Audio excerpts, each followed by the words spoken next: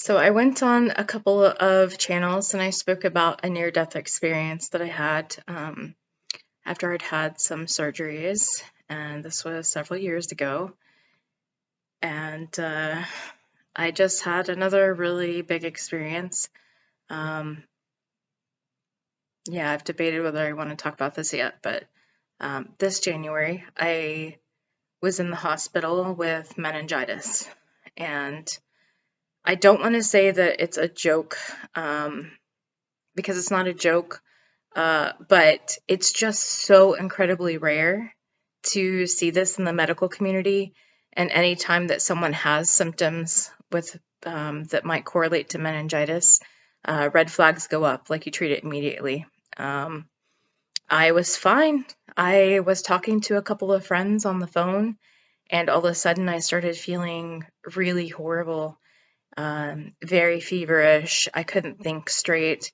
I ended up calling one of my colleagues in my medical program, who I had never called before.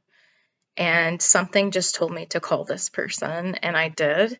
And I was crying, and I said, really don't feel good, but I wasn't thinking straight, so I didn't know what to do. And um, this person, who's a really good friend of mine now, he told me, you need to go to the ER now and let me know your progress.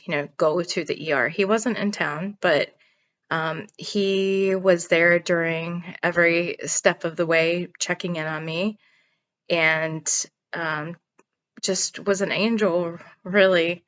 But I went to the ER, and yeah, I just fell apart really fast. They couldn't do a lumbar puncture during the first try because my lumbar vertebrae were kind of like compacted, so they couldn't get to the intervertebral space. So I had to go through that twice, which was really horrendous.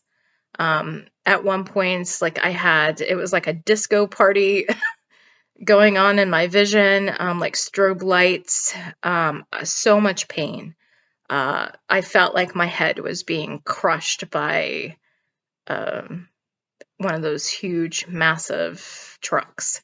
It was not a good experience. But the hospital that I went to, I had never been before because I'm not from this area over in the Pacific Northwest. But they were very quick with treatment. I was given a ton of different antibiotics and steroids, IV, like all of that stuff, and it did help a lot. I believe that had my friend not answered the phone, I don't think that I would have survived. I would have been in my bed and I wouldn't have gotten up. Um, so, yeah, I think that God sends people our way in the form of angels that can come through people. Just like people supposedly challenge other or channel other things, they can also channel the angels and higher versions of ourself, of our highest self. Um, I haven't I haven't talked publicly about this a lot yet, but it it was it was a very big wake up call. Like prior to this happening, I had been going through a bullying situation at school from an attending and teacher. And there was some behavior that I was really shocked at. And it was like right towards the end of the term, and I thought that I was going to fail and be set back like a whole nother year, and I only have like a little over a year left and in my medical program. I think that shock, like when I was already having like immune related issues, just shut me down. And nobody talks about the spiritual implications of meningitis. I have only seen like one one other thing mentioned about it, of course, because I was looking after I experienced this, but I know that in shamanism, which I have been trained in some areas, I wouldn't call myself a shaman because I'm not, but I've definitely learned a lot about shamanism.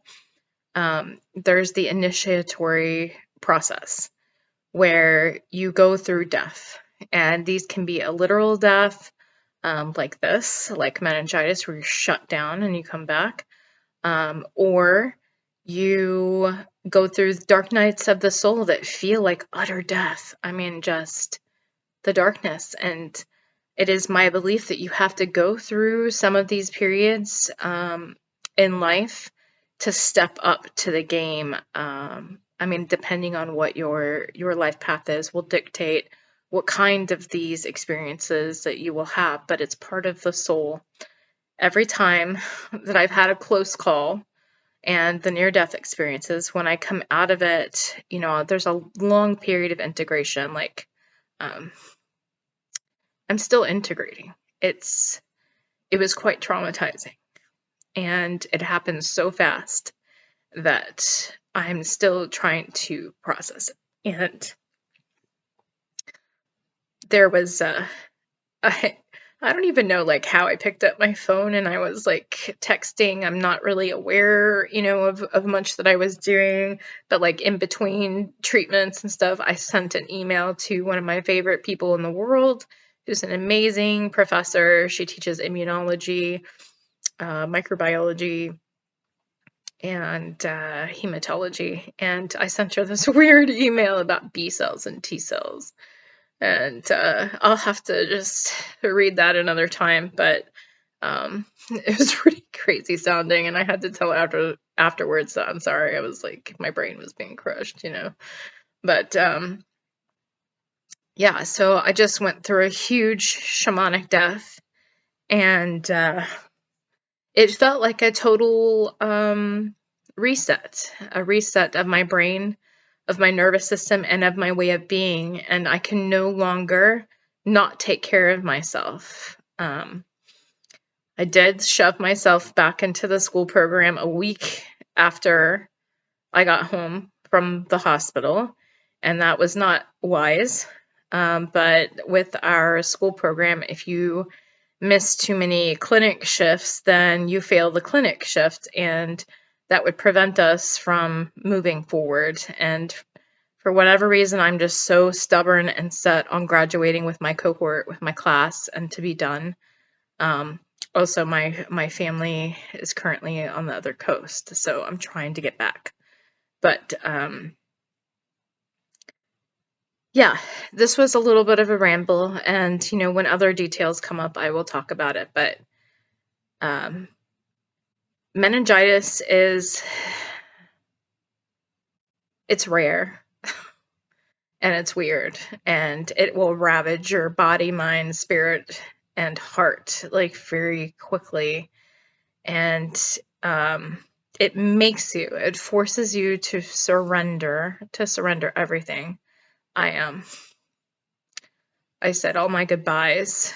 I was trying to make sure that my kitties were being taken care of, that they had somewhere to go. But it just made me realize, like, even a lot of the stuff that I have, like in my home, I don't need it.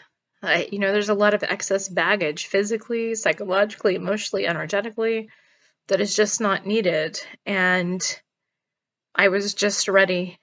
I was ready to go. And when I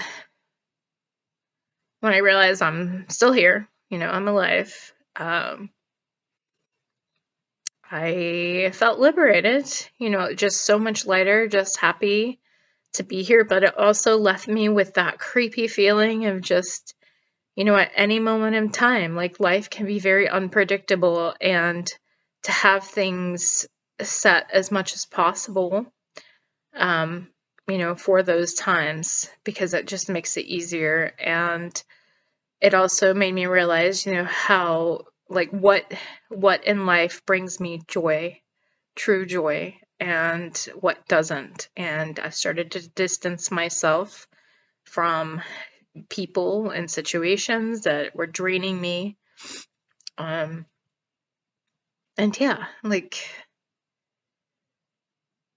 I don't know exactly what's going on, but I have had several close calls even from the onset of being in my biological mom's womb.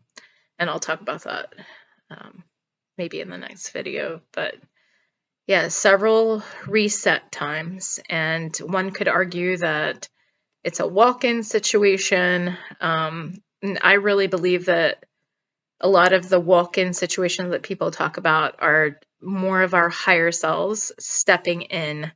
So it's like a baton passing, but an upgrade. You know, some aspect of our higher self integrates into us, and that requires a sort of reboot. So we'll see what happens. But I just wanted to share this because I know that there are a lot of people who have either lost those from meningitis or who have experienced it themselves and wondered what the hell. And I do think that it's a shamanic rite, a type of initiation that has happened. And I would love to hear from other people who have experienced it, you know, whether you feel like you've grown in a spiritual capacity after this, how things have changed for you. I'm doing really well compared to a lot of people that have been through meningitis. I still have these little quirks that happen, and my brain is not completely back on gear, but I'm trying really hard because I'm in this academic program and medical program, so I have to be on top of my game. And it's quite challenging sometimes when my brain is just not wanting to think straight, or my gait is off, or, you know, I already had some other medical issues going on, so it's been quite the challenge, but I'm very grateful to be here, and I feel like it will lead to good things eventually. But yeah, I'm gonna stop this video for today.